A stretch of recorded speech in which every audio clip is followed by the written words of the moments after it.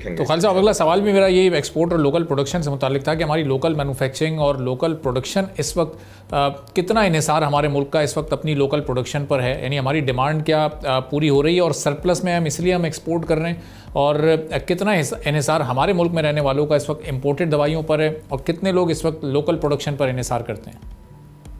इसमें जो ज़रूरी चीज़ समझने वाली देखें ये है कि पाकिस्तान आबादी के लिहाज से दुनिया का तकरीबन 5वां बड़ा मुल्क है। देखें हमारी ये तकरीबन 25 करोड़ की आबादी है, ये काफ़ी बड़ी आबादी है।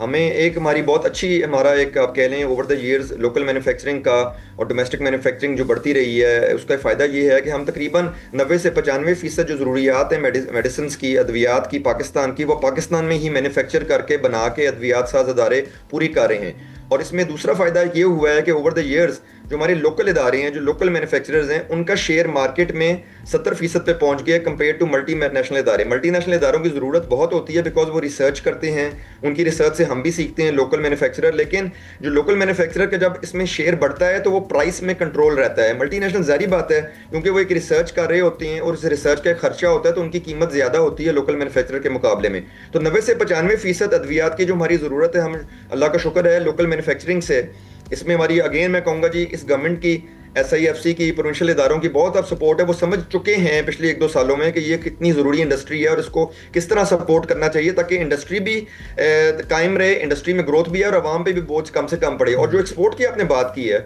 एक्सपोर्ट में जिस तरह मैंने पहले जिक्र किया, हमारा तकरीबन 45 से 50% इंक्रीज फार्मास्यूटिकल में हुआ है। इंशाल्लाह हमारा इरादा $3 अरब पे जाने का है। जो SIFC, government, prime minister, health ministers, commerce minister Jam Kamal साहब, हेल्थ मिनिस्टर जिस तरह मैंने पहले जिक्र किया हमारे दोनों जो फेडरल हैं मुस्तफा कमाल साहब एंड मुख्तार भरत साहब, एंड इंडस्ट्रीज़ के मिनिस्टर हारून अख्तर साहब, फाइनेंस मिनिस्टर औरंगजेब साहब, इन सारों की बड़ी काविश रही है। इन सारों की हेल्प से और प्रोविंशियल इदारों की मदद से, चाहे वो CM पंजाब हो, CM सिंध हो, पंजाब की गवर्नमेंट हो, सिंध की गवर्नमेंट हो, इवन KPK की गवर्नमेंट हो, उन सारी इस चीज़ को समझ रहे हैं। इसमें सबसे बड़ा फ़ायदा क्या है जी एक्सपोर्ट का। यस, हमारी कैपेसिटी है कि हम लोकल अद्वियात पूरी करें और उसके बाद एक्सपोर्ट करें। इसमें यह किसी किस्म का किसी को शक नहीं होना चाहिए कि खुदा न ख्वास्ता एक्सपोर्ट करने की वजह से हम लोकल मार्केट में शॉर्टेज हो जाएगी, ये बिल्कुल ऐसा कोई नहीं है।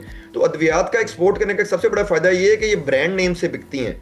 अगर मैं किसी ब्रांड का मोबाइल यूज़ कर रहा हूँ, मुझे उस ब्रांड का मोबाइल पसंद आ गया तो मैं आइंदा भी वही खरीदूंगा। तो मैं अगर एक ब्रांड जो पाकिस्तान का ब्रांड है, जिसकी डब्बी पे मेड इन पाकिस्तान लिखा होगा, मैं वो खरीदूंगा दुनिया में किसी और मुल्क में, तो मैं आइंदा भी वही खरीदूंगा। तो ये लॉन्ग टर्म एक्सपोर्ट होती है। ये इस तरह नहीं है कि हमने एक टी शर्ट बनाई और मेरे से सस्ती किसी ने टी शर्ट बना दी या बेहतर क्वालिटी की बना दी तो वो उधर शिफ्ट हो जाएंगे, क्योंकि टी शर्ट पर जिसका ब्रांड लगा हुआ है ना वो पाकिस्तानी है ना वो चाइनीज़ है, वो तो कोई यूरोपियन या अमेरिकन ब्रांड है। तो इसमें सबसे बड़ा फायदा ये है कि हम मेड इन पाकिस्तान प्रोडक्ट बेचेंगे इंशाल्लाह। और उसका फायदा ये होता है कि वो 1 साल के लिए एक्सपोर्ट आप नहीं करते, वो अगले 10-15 साल के लिए आपकी एक मार्केट रेडी हो जाती है। सही। तो खालिद साहब, जो मेड इन पाकिस्तान प्रोडक्ट की आप बात कर रहे हैं, जो यहीं मैन्युफैक्चर हो रही है और 90 to 95% वो यहाँ की ज़रूरत पूरी करने के बाद एक्सपोर्ट हो रही है, उसका भी रॉ मटेरियल हम बाहर से ही इंपोर्ट कर रहे हैं या रॉ मटेरियल भी यहाँ पर बन रहा है? चूँकि ज़ाहिर है फ़ायदा उसका पूरा हमें तभी होगा जब हम रॉ मटेरियल भी यहीं पर प्रोड्यूस कर रहे हो। ये जी आपकी बात बहुत वैलिड है और ये कोविड के दिनों में इसका बहुत एहसास पूरी इंडस्ट्री को हुआ, हमें भी हुआ, पूरी दुनिया में भी लोगों को हुआ कि खाम माल जब बाहर से आना बंद हो गया तो इवन दो हम दवाई लोकल बना रहे थे लेकिन खाम माल मोस्टली बाहर से आ रहा था। जिस तरह मैंने बताया कि 90% से ज़्यादा बाहर से आता है। तो वो एक जारी बात है, एक मसला आया है और उससे सीखा भी हमने भी बहुत है और गवर्नमेंट ने भी सीखा है। SIFC ने खास तौर पे, उनके हम बड़े मशहूर हैं, उन्होंने खास तौर पे इस चीज़ में लीड ली है और काफ़ी पॉलिसी इंटरवेंशंस की हैं। पिछली गवर्नमेंट ने एक अच्छा इकदाम ज़रूर किया था जी, 2018 की गवर्नमेंट ने, उन्होंने 2021 में एक पॉलिसी निकाली थी जिसे खाम माल पॉलिसी कहते हैं, API पॉलिसी 2021 निकली थी। उसमें काफ़ी उन्होंने मराहत दी थी कि अगर आप खाम माल की फैक्ट्री पाकिस्तान में लगाएं तो उसमें क्या क्या मराहत हासिल होंगी। और अल्लाह का शुक्र है हमारे अपने मेम्बरान में जो इस एसोसिएशन को मैं रिप्रेजेंट कर रहा हूँ, Pakistan pharmaceutical manufacturer association PPM में, उनके मेम्बरों ने भी इंडस्ट्री में एक्सपेंशन की। जो ऑलरेडी खाम माल बना रहे थे मॉलिक्यूल्स ऐड किए। गवर्नमेंट की तरफ से, ड्रैप की तरफ से बड़ी सपोर्ट रही उस वक्त के CEO आसिम रऊफ साहब की तरफ से भी। और साथ साथ अब उसका ये फायदा होता जा रहा है कि इसमें बदतरीज और लोग भी इसमें शामिल हो रहे हैं। और हमारी पंजाब गवर्नमेंट से बल्कि एक बात चल रही है, मिनिस्टर ऑफ इंडस्ट्रीज यहाँ चौधरी शाफे साहब हैं, उनके साथ और उनके डिपार्टमेंट के साथ बात चल रही है कि कायदे आज़म इंडस्ट्रियल इस्टेट जो इस वक्त मोटरवे इस्लामाबाद लाहौर मोटरवे पे, उस पर एक इंडस्ट्रियल जोन भी वो हमारा उनके साथ एक प्लान चल रहा है कि इंशाल्लाह वो बने। और उसमें हमारा ज़्यादा प्लान यही है कि खाम माल की इंडस्ट्रीज आएँ।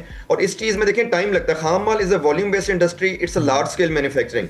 ये ओवरनाइट नहीं होती, लेकिन अल्लाह का शुक्र है पिछले 4 सालों में जब से वो पॉलिसी आई है और उस पॉलिसी का तसलसल ना सिर्फ केयरटेकर गवर्नमेंट में बल्कि इस गवर्नमेंट ने बरकरार रखा है, बल्कि प्राइम मिनिस्टर साहब की तरफ से और SIFC की तरफ से और हमारे जो इदारे एहसास इदारे हैं उनकी तरफ से तो खास तौर पे इस पे बड़ी सीरियस काम हो रहा है कि हम जितनी जल्दी लोकल खाम माल पे करें। और खाम माल का भी एक एडवांटेज है जी कि हम वो भी एक्सपोर्ट करते हैं, जिस तरह हम इंपोर्ट करते हैं दूसरी इंडस्ट्रीज के मुल्कों से, बाकी इंडस्ट्रीज दूसरे मुल्कों की भी इंपोर्ट कर रही हैं उन्हीं मुल्कों से, तो इंशाल्लाह वो भी है। बट अगेन वो ओवरनाइट होने वाली चीज नहीं है, बट उस पर बड़ी तेजी से काम हो रहा है और इंशाल्लाह अगले 3 से 4 साल में उसमें वाज़ेह फर्क हमें नजर आएगा कि हमारी रिलायंस इंपोर्टेड रॉ मटेरियल खाम माल पे भी कम होगी, नंबर एक। और रिसेंट जो हमारे हालात रहे हैं हमारे नेबरिंग कंट्रीज के साथ, उसका भी जरा उस पर इस तरह की चीजों का असर कम पड़ेगा।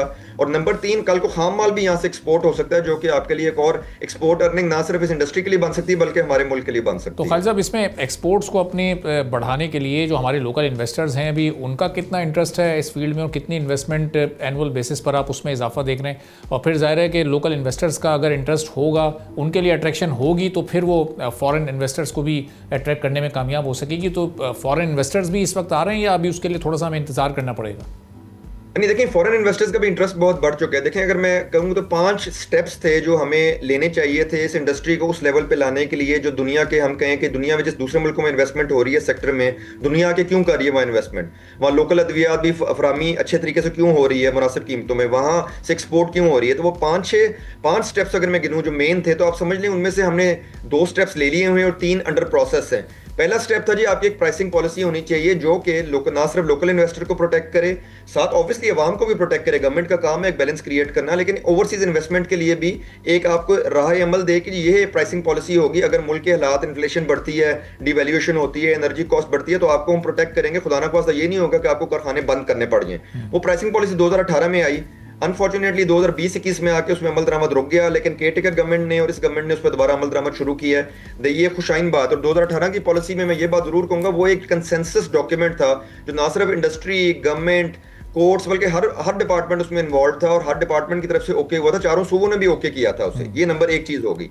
नंबर 2 चीज थी कि आपके खाम माल की कोई पॉलिसी हो, जो तरह मैंने कहा एपीआई पॉलिसी 2021 आई है, SIFC की भी उसमें बहुत सपोर्ट है, ये फेडरल गवर्नमेंट हमारी बहुत सपोर्ट कर रही है, प्रोविंशियल गवर्नमेंट का मैंने जिक्र किया कि वो इंडस्ट्रियल जोन की तरफ जा रहे हैं। ये दूसरा स्टेप था। तीसरा कदम था जी प्राइसिंग में एक और पैरिटी लाना कि deregulation of non essential drug, जो गैर जरूरी अद्वियात हैं उन पे तो कम से कम आप प्राइस कंट्रोल हटाएं ताकि उनमें इन्वेस्टमेंट हो और उनकी एक्सपोर्ट की जाए। वो केयरटेकर और इस गवर्नमेंट ने किया एक नाम, और उसका एक बहुत आगे जाके और पॉजिटिव रिजल्ट आएगा। 2 चीजें जो मैं आपको कह रहा हूं इन प्रोसेस हैं। एक, उसमें से फार्मा एक्सपोर्ट काउंसिल बनने जा रही है, जो मैंने मिनिस्ट्री ऑफ कॉमर्स का पहले जिक्र किया, जाम कमाल साहब के साथ हमारी मल्टीपल मीटिंग्स पिछले साल 1.5 से चल रही हैं और बहुत पेशरफ्त हुई है। उसके अंदर trade development authority of Pakistan भी उसमें इन्वॉल्व है, उसमें हमारी मिनिस्ट्री ऑफ इंडस्ट्रीज भी इन्वॉल्व है, उसमें हमारा ड्रग रेगुलेटरी अथॉरिटी ड्रैब भी इन्वॉल्व है, मिनिस्ट्री ऑफ हेल्थ भी इन्वॉल्व है। हमारी जॉइंट मीटिंग्स हुई हैं। इंशाल्लाह ताला पाकिस्तान की पहली उस लेवल की एक्सपोर्ट काउंसिल जो दुनिया में बनती है वो फार्मा की बनने जा रही है। इंशाल्लाह मिनिस्टर ऑफ कॉमर्स की अप्रूवल उसमें आ गई हुई है। इंशाल्लाह PM लेवल तक ये चीज़ जाएगी, कैबिनेट लेवल तक। वो इंशाल्लाह हमें उम्मीद है अगले चंद माह में हो जाएगी। उसके फाइनल फेज में हम आगे हुए हैं, या इन प्रिंसिपल अप्रूवल हो गया हुआ है और उसकी अब लीगल और सारे जो कानूनी उसके पहलू हैं वो कवर करने हैं हमने। उसमें ये होगा कि जो आपने बात की है कि ओवर इन्वेस्टर को आप क्या मराद देंगे, चाहे वो ओवरसीज इन्वेस्टर है, लोकल इन्वेस्टर है, तो वो एक्सपोर्ट काउंसिल उन चीज़ों पर काम करेगी। और हमारे हमसाया मुल्क ने उस चीज़ पर बहुत काम किया है। उनकी ये एक्सपोर्ट काउंसिल 2012 में हमारे वजूद में आई थी और 2012 से लेके आज तक दे हैव नाउ क्रॉस्ड $30 अरब उन्होंने क्रॉस किए हैं इस साल फार्मास्यूटिकल एक्सपोर्ट में। तो हमारे पास एक बिल्कुल नेबरिंग कंट्री में एक बहुत ही सक्सेसफुल मॉडल उसका मौजूद है। और कंट्रीज के मॉडल भी मौजूद हैं, लेकिन मैं एक उस मुल्क की बात कर रहा हूँ जिसके चले डेमोग्राफिक, जिसमें जो अद्वियात हैं कि बनाने का तरीकेकार, जिसमें जो अद्वियात की रिक्वायरमेंट है हमारे से मिलती जुलती हैं। नंबर आखिरी चीज जो है जी, वो ड्रग एक्ट का जो कानून है 1976 का, उसमें 1976 के बाद से अनफॉर्चुनेटली हमने कोई अपडेट नहीं किया। हमारे 2 हमसाया मुल्क, एक जिसका नाम मैं नहीं लेता और एक बांग्लादेश ने, उन्होंने इसमें जिद्दत लाए हैं, वो अपने नए कानून लेके आए हैं। हमारा वो भी तकरीबन उसमें जो 3-4 मेन प्रॉब्लम्स थी वो आइडेंटिफाई होकर पिछले 3 साल से इस पर काम चल रहा था। पिछली गवर्नमेंट से स्टार्ट हुआ, केयरटेकर गवर्नमेंट में भी कंटिन्यू रहा, यहाँ भी कंटिन्यू हो रहा है। और वो हेल्थ मिनिस्ट्री की तरफ से अप्रूवल उसका मौजूद है, ड्रैब की तरफ से। इंशाल्लाह वो भी जल्द लॉ डिपार्टमेंट के साथ वो इन कंसल्टेशन है, उसका ड्राफ्ट भी फाइनल मौजूद है तकरीबन। वो भी इंशाल्लाह उम्मीद है अगले 3-4 महीनों में हो जाएगी। अगर ये 2 चीजें भी हो जाती हैं जी, कंबाइंड विद द 3 चीजें जो मैंने आपको पहले बताई हैं, प्राइसिंग पॉलिसी, खाम माल की पॉलिसी, डीरेगुलेशन, और ये तसलसल से बरकरार रहे हैं, तो अगले 3 से 4 साल में ना सिर्फ आपको लोकल मार्केट में एक नई जिद्दत नजर आएगी, ना सिर्फ नए किस्म की टेक्नोलॉजीज और मॉलिक्यूल्स, बायोटेक मॉलिक्यूल्स आएंगे, साथ प्राइसेस पे भी कंट्रोल रहेगा, अवेलेबिलिटी रहेगी, बल्कि एक्सपोर्ट में आपको कम से कम इंशाल्लाह हमारा जो टारगेट है $3 अरब का, वो बिल्कुल हमारे पास एग्जाम्पल मौजूद है नेबरिंग हमसाया मुल्क का, जिस तरह मैंने कहा है हम बिल्कुल कर सकते हैं। हम उसी मार्केट में ऑलरेडी एक्सपोर्ट कर रहे हैं जिन मार्केट्स में वो कर रहे हैं। हमें बस कुछ थोड़ी सी सपोर्ट और चाहिए। वो आ जाएगी तो इंशाल्लाह हम भी उनके लेवल पे पहुंचेंगे। Obviously they had a very long start before us, but हम इंशाल्लाह उनके लेवल पे जरूर पहुंचेंगे। ठीक है खालिद साहब, चंद एक और जो सवालात हैं इंशाल्लाह अगली किसी नशिस्त में वो आपके सामने रखेंगे। सब्सक्राइब करें और बेल दबाएं ताकि कोई खबर रह न जाए।